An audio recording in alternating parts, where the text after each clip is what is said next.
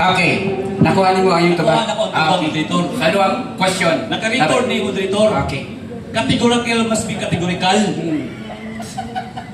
Na muuyon ba siya, mudawat ba siya, nga sipyak ba siya, kung naay mabasa. Wala niya ito ba, moderator?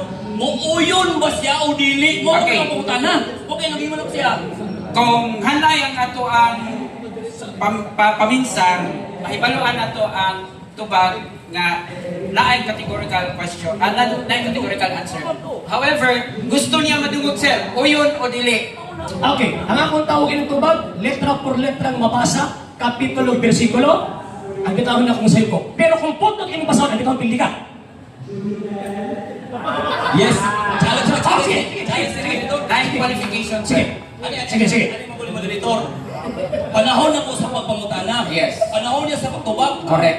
Anong challenge man siya? Siya may nangutana. Dili, ipo mag-iduot na mo. Una, moderator, wala sa among kasulatan na na challenge.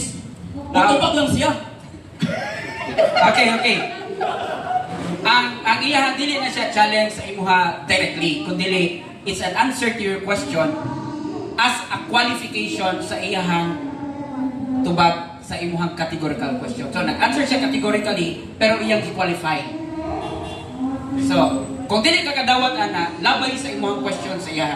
Uusbo na ko moderator. Postpone nimo ang imong Usbo na ko, question, usbo na ko. pwede nimo i-rephrase imong question, Usbo na ko. i-follow up nimo ang imong question para magkauyon mo sa pangutana tubag. Okay? Usbo na ko. Okay. Ingon siya kay na ang kasubukan na gihatag ni Kristo, Mateo 5:19, para lang sa mga Hudyo Israelita.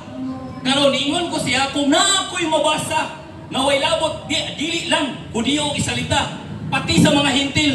Dawaton ba niya nga namakak siya? Na dili, nasipyat siya.